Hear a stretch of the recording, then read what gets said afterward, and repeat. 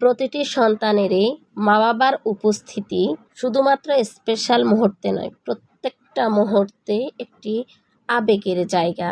আবেগটা যেন সবার জীবনে সার্থকতা হয়। লাজন বউ হেতিয়ে না মাগো কালকাকে জানে তোর জামাই নাম কি ওরা হেতে আবার কনফিউজড হয়ে যায় না বকুঙ্গে। হ্যাঁ যাই হোক, মজা টজা করতেছিলাম, সবাই বউকে সাজাচ্ছিল। একটা ম্যাডাম হচ্ছে বিয়ের ঘটক, যিনি ঘটক নোয়াখালীতে বলে, যিনি সব কিছু দুই পক্ষের মিট করায় তাকে ঘটক বলে। তো ওই ঘটকের মেয়ে, ছোট মেয়ে সাজাইছে। সাজানোর পরে নোয়াখালীতে কিন্তু এই রীতি, প্রত্যেকটা জায়গায় মেয়েকে নিয়ে আসতে হয় স্টেজে একজন ধরে। হ্যাঁ, তবে গ্রামের বিয়ে এবং শহরের বিয়ে অনেক ডিফারেন্স। কেন, আমি একটু, আপনারা খেয়াল করলে দেখতে পারবেন, ও খুব মন খারাপ, হেঁটে হেঁটে আসতেছে।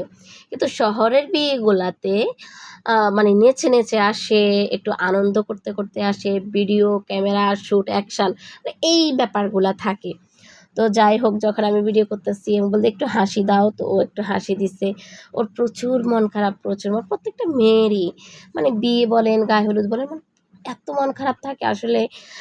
একটা এত বছরের সম্পর্ক থেকে আরেকটা সম্পর্কে জড়ানো, একটা বাড়ি থেকে আরেক বাড়িতে শিফট করা, আসলে এটা অনেক বড় একটা স্যাক্রিফাইস। হয়তো মেয়েদের এই স্যাক্রিফাইসটা অনেকে সুন্দর ভালো অ্যাকসেপ্ট করে না। তো তখনই কিন্তু অ্যাকসেপ্টটা না করে আরও উল্টো অনেক অজুহাত, দোষ, অপরাধ, অনেক কিছু নানান কিছু করে। প্রত্যেকটা মানুষের বোঝা উচিত, আমার মেয়ে আপনার বাড়ি যাচ্ছে, অন্যের মেয়ে আপনার বাড়ি আসতেছে, এটাই রীতি নীতি চলে আসতেছে।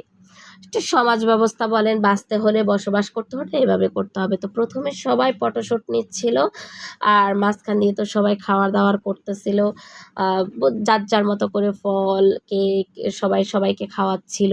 ওনারা দুই পায়েরা ভাই। হ্যাঁ, মানে আসলে শিফটে শিফটে আমি বসাইছি, তাহলে ফটোশ্যুটগুলো সুন্দর হবে।